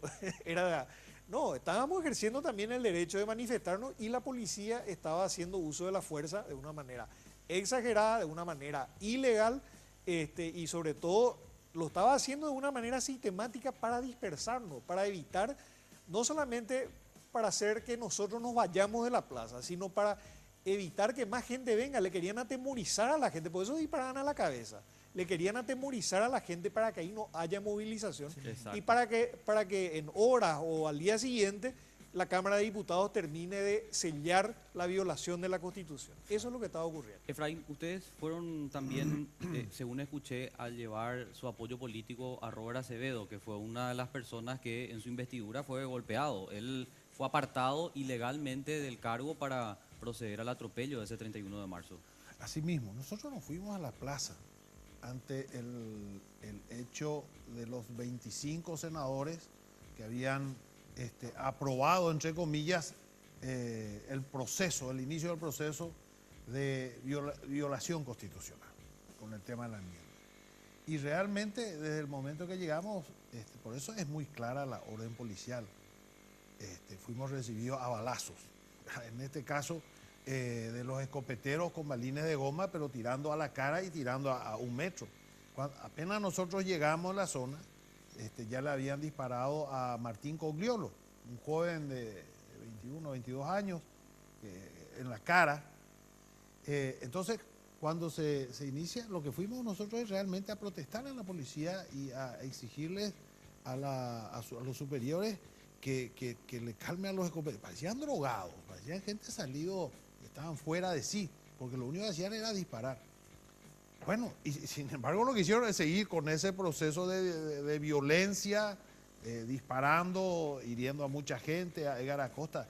Lo de Edgar Acosta es una cuestión salvaje, pero cualquiera podía haber sido Edgar Acosta en ese momento, porque ellos disparaban a la cara, al pecho. A Edgar Acosta, le escuché yo la vez pasada al médico que lo atendió, si era un poquitito más arriba lo mataba, si era un poco más abajo, o sea, una desgracia que al final uno dice, sí, una tremenda desgracia, pero con suerte, porque tenía que estar muerto, si no. Es más, la mala puntería del Es lo que policía le salvó la vida Posiblemente al diputado. Ahora, Así yo mismo. quiero, nosotros estamos haciendo, Efraín y Rafa, esta pequeña reconstrucción de los hechos del 31, porque tenemos una composición del lugar que es más o menos rápido, les digo, para que ustedes, porque para el futuro estamos hablando, ¿verdad? Nosotros creemos que el modelo que sigue Cartes es el de Venezuela, con el apoyo de la Fiscalía. Y como en Venezuela, ahora mismo el único líder opositor que queda libre es Enrique Capriles, todo el resto está en la No, pues cárcel. Enrique Capriles está Y está ya también inhabilitado. inhabilitado. Por Está 15 años. inhabilitado. Entonces, Claro. estamos haciendo hincapié en este relato, con la contestación del relato de ustedes, porque el relato del Grupo Cártel, que ya está en sus medios, la gente que tiene el mal gusto de leer sus medios ya puede ver eso, y tiene que tener contestación, porque de lo contrario, terminan ellos imponiendo una lectura a la realidad que, por favor, ahora resulta, y perdón, Efraín, termino con esto, resulta que poner una valla en una manifestación delante de una tanqueta de la policía es un acto subversivo, pues estamos todos locos. O sea, pero hay que contestar, Rafa, porque ustedes se van a ir a la cárcel. Yo te voy a hacer más gráfico. Pues yo viví mucho el proceso de Venezuela porque Leopoldo López, que lleva preso 3 años, es de un partido fraterno. Y Leopoldo López estuvo de visita acá. ¿Y cómo empezaron en Venezuela? Inhabilitaron a 1000 líderes políticos de la oposición. Así empezó, hace bastante tiempo, estando vivo todavía Chávez. Leopoldo López estuvo en ese grupo. Y después a Leopoldo López, el proceso que tiene Leopoldo López y la condena, que creo que es de 15 años de cárcel, la condena es por llamar a una movilización, donde ahí hay murió gente.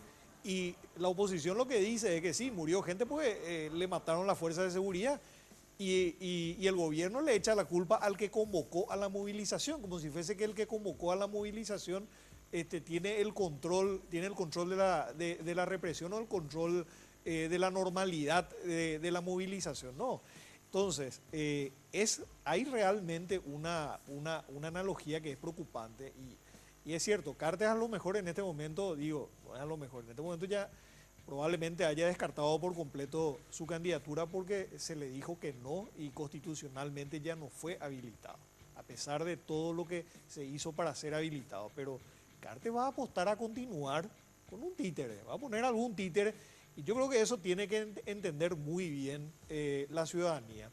Que acá se van a disputar dos modelos, se van a disputar en el 2018, si se impone por lo menos el candidato de Cartes. Si se impone el candidato de Cartes, es la continuidad de esto que no es un proyecto político, que es un proyecto realmente económico para defender intereses que están vinculados inclusive al crimen organizado. Tenemos que ir a la pausa, Carlos. Sí, señor. Vamos a hacer una pausa y a la vuelta seguimos debatiendo con Efraín Alegre y con Rafael Filisola. No se olviden que ustedes pueden también participar a través de nuestras cuentas de redes sociales. Estamos en Facebook y en Twitter, en nuestra fanpage Sin Límites y nuestra cuenta oficial ahí en Twitter es @sinlimites_RG para todos sus comentarios, aportes, opiniones, lo que quieran. Una pausa, estamos de vuelta.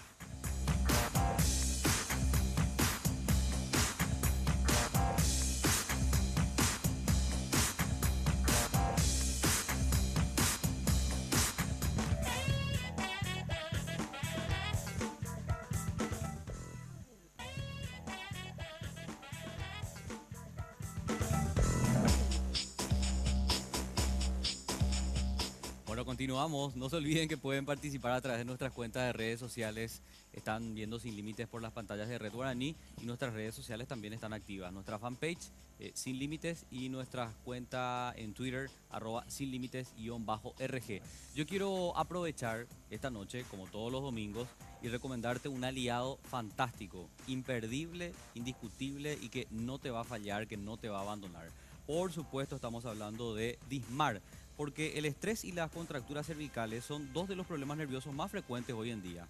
¿Quién no ha padecido de estrés? Y la utilización del vibromasajeador orgánico Jack es un enorme paliativo muscular porque directamente actúa como descontracturante, favoreciendo el óptimo funcionamiento del sistema nervioso central. Así que te invitamos a que solicites el martes, porque el lunes no creo que estén trabajando los de Mañana es los de feriado. Dismar. Mañana es Por feriado. eso. El martes te paso el número 522-610 y el 0982-380-527. Muchas gracias a Dismar. Bueno, Efraín, vos dirás, y Rafa también dirá, pero qué estúpido estos dos para hacerme estas preguntas tan básicas y tan... Pero hay un pequeño detalle que la gente tiene que entender un poquito y sobre todo ustedes, ¿verdad? Hay que conceptualizar las cosas y solamente cuando ustedes terminan elaborando el discurso. Acá para mí el plan es así y quiero tu reflexión sobre esto.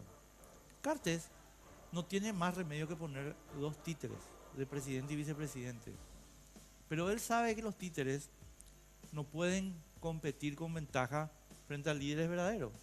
No pueden competir con ventaja frente a Marito, frente a Efraín, frente a Rafa, frente a Mario Ferreiro. No pueden. Eso no existe en ninguna parte del mundo. En consecuencia, para que Santi Peña pueda ganar una elección presidencial, o Pedro Aliana, o el nombre del títere que vos quieras, ustedes tienen que estar fuera de la carrera. Y ese plan, a mi modo de ver, es un plan que ya se ejecutó en algunos países. Bolivia, además de Venezuela. Entonces, me parece a mí que sería una ingenuidad no pensar primero que Cartes no tiene otra que un títere y segundo, para que gane su títere usted tiene que estar adentro. O sea, adentro de la cárcel y afuera de la carrera. No, desde luego. Yo creo que por lo que hemos visto de Cartes podemos esperar cualquier cosa. O sea, no podemos luego decir no ha de hacer, porque ya vimos que es capaz de hacer las cuestiones más impensadas. De todas maneras, claro que sí. Por eso es importante poner las cosas. Decía recién Rafa que el Congreso, el Senado, los 25 aprobaron 3 abogados o 4 para que demanden a los causantes del incendio. Pero entonces le va a tener que demandar a los 25. Si vamos a... Lo que pasa es que acá pues, claro. Ellos están queriendo instalar que esta crisis del 31, hay que ver un poco en las imágenes, a ver quiénes estuvieron en la plaza, quién entró. Pero por favor, ahí los responsables del incendio, los responsables de la manifestación son los 25. Y acá hay una cuestión muy clara, esta cuestión de los jóvenes que están siendo imputados. Nosotros no vamos a permitir eso. Yo creo que hay una gran equivocación del gobierno. Todavía no está entendiendo el mensaje que dio la ciudadanía a la política y al gobierno y a los políticos. La ciudadanía dijo, señores, nosotros no vamos a permitir. Y esta situación de pretender utilizar a la fiscalía para perseguir a los héroes, porque yo voy a decir las cosas como creo que son, los héroes de la jornada son estos jóvenes que salieron a defender la democracia, a defender la Constitución, y ellos son los que están imputados. Y los 25 sin vergüenza, sin problema. Ellos no tienen ningún inconveniente, pero que no se equivoque la fiscalía, porque no le vamos a permitir y la ciudadanía no le va a permitir. No, es que terminó acá porque se acabó la enmienda, ya todo el mundo está en su casa. No, la gente está pendiente de todo el desenlace. Esto no va a terminar hasta que en el Paraguay se produzca un cambio en el 2018. Esto ya es el inicio de un proceso de una ciudadanía hastiada con este gobierno, y hastiada de la injusticia, y hastiada de que se le tome el pelo a la gente.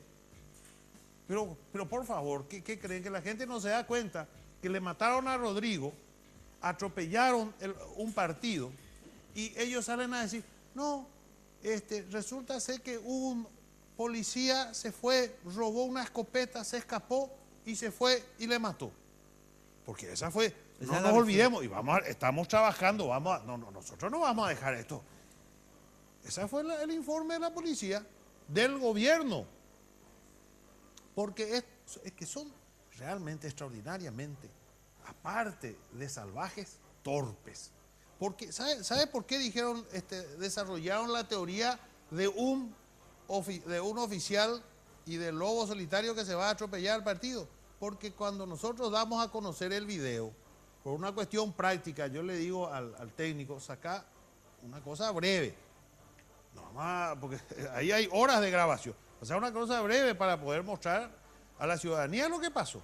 Entonces, efectivamente pasó esto donde se ve a un oficial, ¿verdad?, que va y que le pisa ahí a Rodrigo después de haberlo matado o de haberlo disparado, ¿verdad? Y hasta ahí nada más pasamos nosotros la grabación. Entonces ellos ya rápidamente concluyeron que había solamente un oficial. Pero no sabían que nosotros teníamos la grabación, porque si no teníamos la grabación estábamos todos presos. Claro. Totalmente. Ahí sí que estábamos todos presos. ¿Por qué? Porque le matamos a Rodrigo. Nosotros íbamos a ser los responsables del crimen de... Entonces, este gobierno cree que la gente es estúpida, y no es así. La gente se da cuenta de lo que está pasando. La gente sabe que hoy la fiscalía es el brazo de una mafia. Que no vayan a creer que van a hacer y que la gente va a decir, había sido estos señores que se fueron, quemaron el Congreso. No, la gente y el mundo aplaude a los paraguayos porque salieron a manifestarse y porque ocuparon el Congreso. Claro, del mundo, claro. Y el mundo entiende que por eso el presidente Cartes retira su proyecto. ¿Por qué? Porque dijo, bueno, hoy se fueron al Congreso, mañana se van a ir a mi casa. Y es cierto, porque la ciudadanía y el pueblo paraguayo no está dispuesto a volver a vivir los 35 años de dictadura que vivimos con Néstor. No va a repetir. Entonces, respondiendo a lo que me decís, claro, la próxima semana, no mañana porque es feriado, pero seguramente el martes, miércoles, nosotros tenemos acciones. Nosotros vamos a accionar judicialmente, vamos a accionar acá en el Paraguay, vamos a accionar a nivel internacional, pero por supuesto que no terminó. Esto apenas está empezando.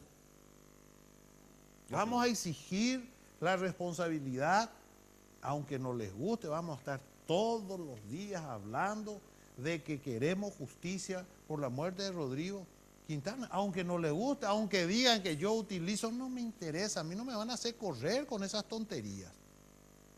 Nosotros vamos, y nosotros estamos investigando, porque sabemos que ellos nos van a investigar, por supuesto, nosotros estamos investigando y vamos a mostrar lo que pasó en el partido. Esta semana vamos a mostrar que fue un operativo montado, que hubo una orden superior, que se fueron 4 móviles a atropellar al partido, que fueron 25 oficiales que fueron a balazo y que se fueron a matar al partido. Vamos a demostrar. Y tenemos audio, tenemos video, tenemos pruebas de que nos seguían, creyeron que yo estaba ahí, tenemos muestras ahí porque seguía mi vehículo, mi hijo llegó 3 minutos antes de mi vehículo, llegó, estacionó el vehículo, 3 minutos después atropellaron los 5 vehículos. Tenemos todo. O sea, ellos iban como dicen los españoles, a por vos. Así es, están las evidencias, donde preguntan, ¿dónde está el presidente? ¿Dónde está Efraín Alegre? Están los audios, gracias a Dios. Ellos no se fueron de casualidad, porque ahora pues no sabe cuál es la historia. No, dice, le estábamos persiguiendo a los manifestantes de ABC que se fueron a refugiar en el partido. Mentira. Y vamos a mostrar, tenemos todas las evidencias que eso es mentira. Jamás llegó la montada, que es la que intervino ahí, en ningún momento. Otro equipo. Otro que equipo. llegó al Otro partido. equipo. Estos 5 vehículos que llegaron no tenían nada que ver con ABC. Sí, eso es la montada que decía ahora, ¿cierto? Porque yo estaba en la plaza y efectivamente la montada es la que dispersó la... Totalmente. Jamás llegó al partido la montada. Y tampoco eran oficiales que venían corriendo detrás de ningún manifestante. Llegaron 5 vehículos, 1 de contramano, 4 del otro lado. Evidentemente con una orden muy clara. El que se baja, el primer oficial que se baja, no se baja a hablar con nadie, a preguntar qué pasa, a ver bien. No, se nota que le dieron una orden de atropellar al partido. Porque, y van a ver ustedes, el de casco blanco, se tira, se baja, corriendo y con la escopeta a golpear la puerta para atropellar y abrir la puerta. Ese venía con una orden anterior. Él no se bajó ahí a preguntar, che, ¿qué vamos a hacer? ¿Cómo está acá? ¿Cuál es el problema? Un oficial que le dio una... No, ese respondía a la orden, vayan, atropellen y entren al partido. Llegaron a balazos, disparando a la presidencia. O sea, tenemos todas las evidencias, gracias a Dios, para mostrar. Así es que esto no va a quedar así, desde luego que no va a quedar así. Rafael, quiero insistir un poco y quedarme en la Constitución, porque me parece esto también una gran lección para toda la ciudadanía de cómo tenemos que observar la Constitución e interpretarla también en un momento crítico, como es que acabamos de vivir y acabamos de superar en parte. El artículo 137 de la Constitución habla de la supremacía de la Constitución, de nuestra Carta Magna, y el siguiente, el 138, habla de la validez del orden jurídico. Claro. Y hay una parte muy interesante de este artículo que dice que se autoriza a resistir a los ciudadanos, a los usurpadores, por todos sus medios. Yo creo que ese artículo en la Constitución no está de adorno, no. Está ahí puesto con un objetivo claro. Y quiero simplemente poner 2 elementos. Cuando se modificó el reglamento de la Cámara de Senadores de manera ilegal, se produce la primera ruptura. Ese reglamento tiene rango constitucional. Y después, cuando se vuelva a forzar presentando una enmienda, que no es la vía para introducir la figura de la reelección, y presentarlo antes de 1 año, como establece el propio artículo de la enmienda, hay una ruptura. Hay una ruptura y yo pregunto si se activa o no el artículo 138 o está de adorno. No, se activa plenamente. Y yo te voy a decir una cosa, de ese principio, que es el principio de la resistencia a la opresión, que es un principio del constitucionalismo liberal clásico. Acá no estamos hablando de un principio reciente o de una innovación de la Constitución del 92. No, esto viene de antes de la Revolución Francesa, viene de las revoluciones liberales. O sea, no estamos hablando de algo novedoso, no, estamos hablando de un principio que está muy enraizado y que está, por lo menos en las constituciones democráticas del mundo que yo conozco, es un principio que está presente. O sea, nadie discute el derecho que tiene al pueblo a levantarse contra usurpadores o contra quienes pretendan alterar el orden constitucional. Eso está fuera de toda discusión. Por eso cuando nosotros decimos no vamos a permitir que uno solo de los jóvenes que salieron a defender la Constitución vaya preso, estamos justamente amparándonos en un principio que es la base del sistema democrático, que es que el pueblo, la población, la gente tiene derecho a salir a defender la Constitución, a movilizarse, a expresarse, a luchar por los derechos, porque si no, los derechos pierden significado, las libertades pierden significado. ¿O acaso no hacíamos eso nosotros en la época de Stroessner? ¿Acaso no hacíamos eso durante el trono? ¿O acaso no hicimos todo eso? No hicimos todo eso cada vez que un presidente, que un gobernante ya en democracia quiso romper el orden constitucional en Paraguay. ¿Acaso no salimos a las calles en el 96? ¿Y cuántas veces más nos salimos a las calles para defender los derechos constitucionales? Entonces ahora salen un grupo de trasnochados, porque pues, son tronistas trasnochados como Filati y toda esa gente que está alrededor del presidente de la República, y gente que viene del mundo de frontera y dice, te trata de terrorista, te trata de vándalo, te descalifica de esa manera. ¿Para qué?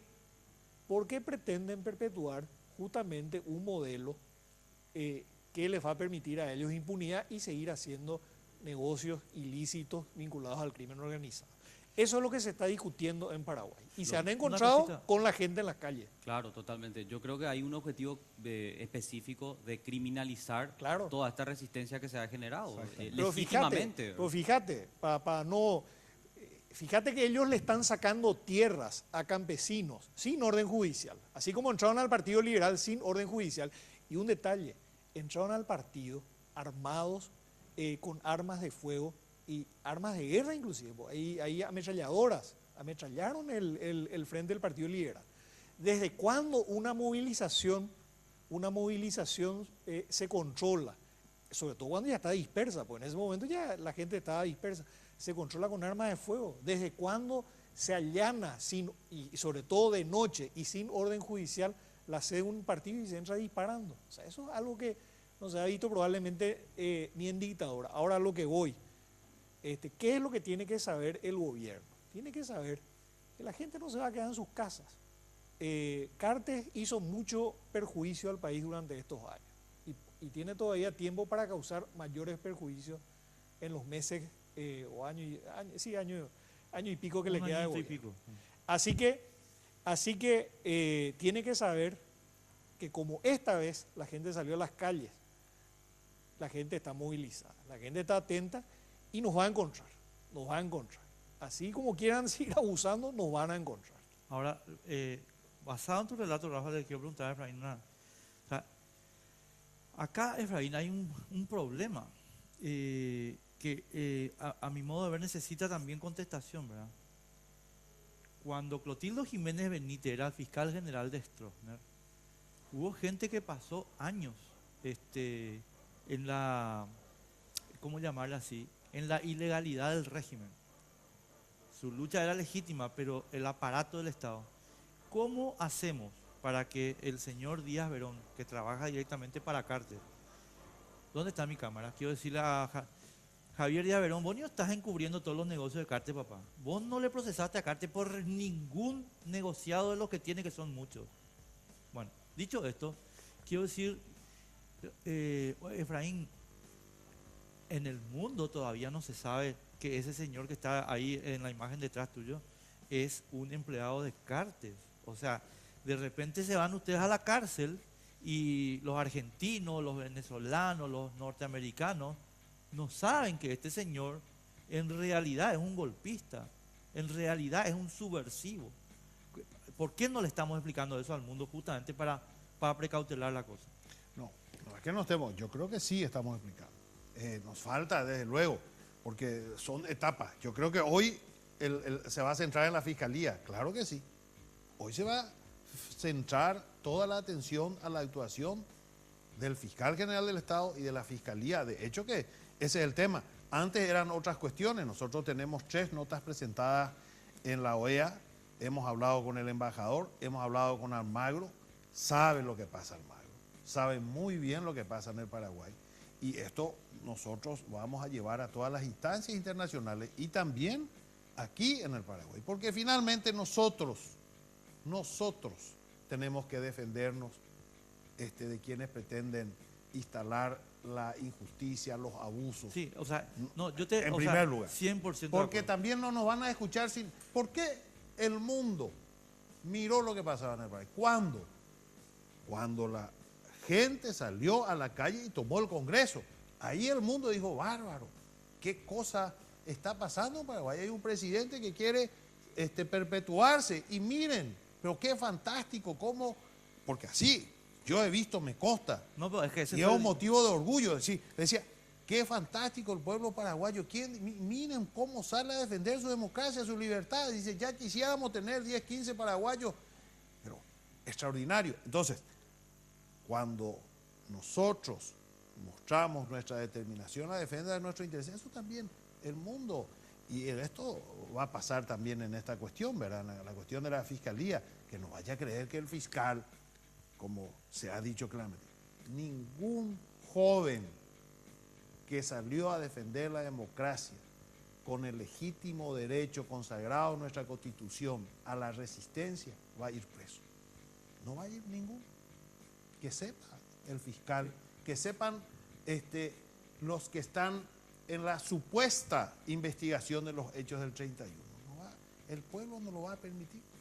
¿Tenemos que irnos a la pausa, Carlos? Sí, señor. ¿O tenemos que despedir ya el programa? No, tenemos que ir a la pausa, después tenemos un bloque más con pero invitados. quiero plantearles una pregunta para después, ¿verdad?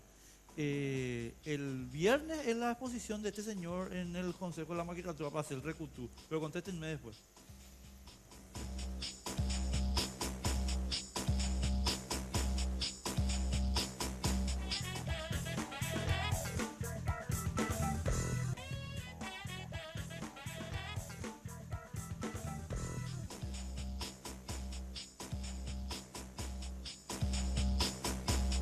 Bueno, nos quedan unos poquitos minutos y queremos aprovecharlos para que Efraín y Rafael nos contesten un poquito. Viernes, creo que el viernes, no estoy seguro, así que les pido disculpas si meto la pata, pero por ahí, el 8, la exposición de Javier Díaz Verón por el Recutú. Me parece a mí que es una brillante oportunidad para permitirle al pueblo paraguayo que conozca quién es este servidor de Cartes. Sí, es importante. Yo aliento realmente a que la gente se vaya. Mucha gente va a ir.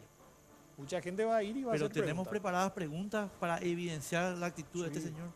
Mira, lo de Díaz Verón es algo deplorable. Totalmente sometido al poder político, una vergüenza, aparte de una pésima gestión. Pésima gestión en todos los órdenes, desde el punto de vista intelectual, desde el punto de vista del fracaso en procesos que deberían avanzar y no avanzan contra el crimen organizado en diferentes materias, y la doble vara, impunidad para Cartes y para su equipo, y garrote para la oposición, porque Díaz Verón, ¿para qué es utilizado? Díaz Verón es utilizado para chantajearle a quienes se oponen a Cartes. Y eso se ha visto muy bien en la interna colorada. ¿Qué hizo Cartes en la interna colorada? Para no hablar de la oposición. ¿Qué hizo Cartes? Básicamente le empezó a amenazar a todos los líderes que estaban en la disidencia colorada, le empezó a amenazar, y ahí se empezaron a dar la vuelta. Y le terminaron apoyando al candidato. Y a través de Javier Díaz Verón. A través de Javier, pero eso dicen los propios colorados. Bueno, perdón, te interrumpo ahí, Rafa, porque se nos va el tiempo, pero eso sería bueno ir el día del Consejo de la Magistratura y darle casos concretos, ¿verdad? Que el tipo nos pueda Claro. ¿verdad? Perdón porque estoy adelantando a lo mejor la cosa, pero yo personalmente te cuento que desde mañana me estoy concentrando en esa exposición de Díaz Verón, porque no puede ser que este tipo siga siendo fiscal. Perdón. Absolutamente. Así va a ser. Yo estoy seguro de que se le va a hacer las preguntas adecuadas para el momento, porque es, creo que una excelente oportunidad, realmente. Y bueno, creemos de que vamos a ver cómo se desarrolla, pero estoy seguro de que así va a ser. Están trabajando en eso. Efraín, quiero aprovechar ya que estamos cerrando con este tema de la fiscalía, porque después tengo otras dos cuestiones que plantearte. ¿Qué pasó con lo del viernes, la reconstrucción que se iba a hacer sobre el caso Rodrigo? ¿Al final no pudo ingresar la fiscalía a la sede del partido? Sí, no, se suspendió, los abogados plantearon la suspensión de esa. Hay varias cosas, también había actividad ese día en el partido, pero sobre todo el proceso no está bien llevado. Esta fiscala tampoco goza de la confianza, ha sido recusada, por cierto. Así es que ella es la primera que intervino, y realmente su actuación fue pobrísima. A los 8 días de la muerte de Rodrigo no teníamos la presencia de la fiscala ni siquiera para levantar todas las evidencias, como ser los disparos que habían, etcétera, etcétera. Entonces, nosotros tenemos un tremendo problema, como ustedes ya saben, con la actuación fiscal, Sí. y esta fiscala es una de ellas. Claro. Bombas Molotov en el PLRA. Esa fue otra de las versiones que se estuvo tirando en la semana. Incluso se compartieron circuitos cerrados. Pero por supuesto, pero imagínate que, y con eso fundamentan imputaciones. Sí. En primer lugar, no sé quién le dijo que eso es una bomba molotov. Yo no sé cómo se puede hacer una bomba molotov con una botella de plástico. Con botella de plástico eso me parece extraordinario. Sí, directamente muestra el nivel intelectual de Díaz Verón. Sí. O sea, por lo visto ni siquiera Wikipedia. En primer lugar. Y en segundo lugar, ¿qué vinculación tiene con el hecho? Estamos hablando de ellos están señalando 2330. 2330, cuando eso el Congreso ya fue incendiado. Además que se sabe muy bien, y están las imágenes, en el Congreso no hubo ningún artefacto parecido a eso, que ellos le llaman bomba molotov, que se haya utilizado. Entonces, ¿cuál es la conexión? Porque con ese criterio, si a todo lo que andan, porque ahí hay 24 policías que atropellaron, dispararon, y no hay ningún imputado. A ver, la policía entró además y prácticamente se adueñó del PLRA. Sí, no hay ninguna evidencia de lo que ellos señalan. ¿Qué evidencia retiró? Nada, pero no hay absolutamente nada. Perdón, pero yo te tengo que preguntar esto. Ellos accedieron a todos los rincones del partido. No hay ese día, esa madrugada. Te voy a decir más. Esa grabación que ellos muestran, nosotros le dimos. Sí. Esa es la grabación del partido. Y le voy a decir otra cosa más. Esa grabación la entregamos justamente a esta fiscala que quería hacer la reconstrucción en el partido el día viernes. Esas evidencias fueron lacradas. Y en esa firma, por supuesto, abogados del partido, etcétera. Jamás se abrieron, en teoría. ¿Y cómo? En teoría. Pero el grupo Carter ya tiene. Pero ella ya tiene. Quiere decir que se violentó el lacrado, se violentó la evidencia. Y se le entregó a un grupo político. Claro. Desde luego que eso ya es, en todas estas barbaridades, es un tema menor. Pero digo nomás para que se den cuenta cómo se ha actuado. Claro. Esas son, si el partido tenía algo que ocultar, nosotros le llamamos a la fiscalía y cuando le matan, nosotros le dijimos, nosotros tenemos las cámaras que van a mostrar lo que pasó, de cómo se le mató. Nosotros ofrecimos esa evidencia. Sí, no es que se fue la fiscala y descubrió, la fiscala no descubrió nada. Pero si el fiscal en funciones de viceministro, Luis, ¿cómo que se llama? El hijo de Diógenes, sí, Ariel Martínez. Martínez. Es el que da el primer relato oficial tratando de encubrir los hechos. Pero claro. Lo cual debería llevarle a los fiscales a imputarle a Ariel directamente. Pero Porque hubo una obstrucción. Por obstrucción de la persecución penal. Absolutamente. Pero bueno. Yo no sé si, creo que vos le querés plantear yo le tengo que preguntar No, metele. a Efraín, Porque después ya tenemos que cerrar. Claro, la cuestión política, ¿verdad? Porque Enrique estaba planteando una posibilidad que yo creo que es real, está latente, que es la inhabilitar a los líderes de la oposición, creando procesos penales, como ya sabemos que puede ser una de las alternativas. Pero yo creo también, Efraín, que otra de las alternativas manejadas por Horacio Cartes es la división irreconciliable dentro del PLRA. Entonces, viéndole a Blas Llano, él no cambió ni una coma de su actitud. Es más, continúa firme en su propósito de generar esta división, de tratar de quitarte autoridad, que te la ganaste legítimamente. Entonces yo pregunto, esa puede ser otra alternativa de Horacio Cartes, la división irreconciliable. Hay muchas cosas que se están jugando. Que puedan pretender inhabilitar, claro que sí, lo pueden hacer. Ya estamos viendo cómo se instrumenta el Poder Judicial, cómo se instrumenta la Fiscalía. Se puede plantear, desde luego, la división de la oposición y es muy probable. Ahora, el hecho que le tenga 8 senadores, ex senadores liberales, no quiere decir que le divida al Partido Liberal. Quiero decir, está muy lejos de la realidad. El Partido Liberal está hoy más unido y más fuerte que nunca. Y la unidad de los liberales dicen diálogo pero no impunidad. Eso es la unidad. O sea, yo en primer lugar. En segundo lugar, nosotros tenemos que saber qué pasó el 31, porque ahí participaron en comunicación con la policía y con Cartes. Senadores liberales. Ex senadores liberales. O sea, senadores ex liberales. Entonces, vamos a ver esos cruces de llamada con estos ex liberales que actuaron esa noche en coordinación con Carte y con la policía para ir a atropellar al partido y matar a uno de nuestros jóvenes. También. Y también está la otra faceta que es la justicia electoral. Un detalle. A mí me decía la gente, pero ¿cómo lo que Carte dice va a pretender la reelección si va a perder? Sí sabemos que el 75% de la población dice que esto es una barbaridad, que nadie le va a votar. Sí. Y sí, desde luego. Pero el control del poder, de la justicia electoral, ¿qué es lo que nos indica? Un proceso amañado. Y esa es otra de las cuestiones. Nosotros, como Partido Liberal, hoy dentro de la justicia electoral no tenemos ningún control. Tenemos una persona, después está controlado por el cartismo. No nos permitan designar personas, no contratados o nombrar personas, porque ellos van a querer plantear así. No. De gente que está dentro de la justicia electoral, si el presidente del partido dice, es importante que el partido tenga una representación en tal lugar de un funcionario que ya está ahí, ese no se le designa. ¿Por qué? Porque pretenden evitar que el partido tenga un control efectivo y eficiente para garantizar la transparencia electoral. Ojo, ese es un tema que se nos viene encima. La justicia electoral no es la justicia de hace 10 años, no.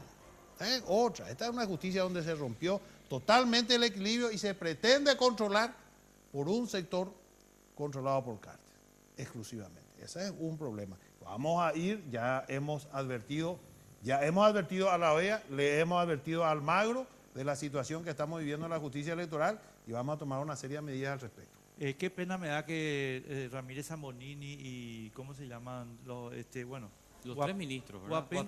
Guapenca ya se sabía desde el primer día. Bueno, pero Guapenca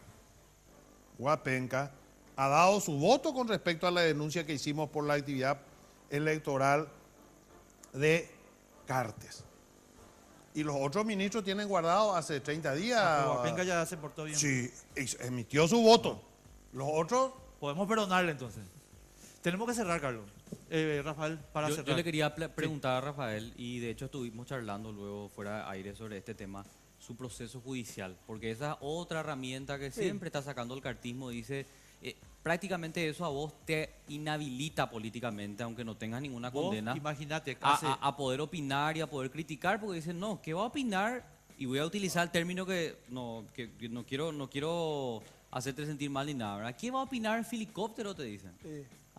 Primero que responda ante la justicia. No, agrego algo, Carlos.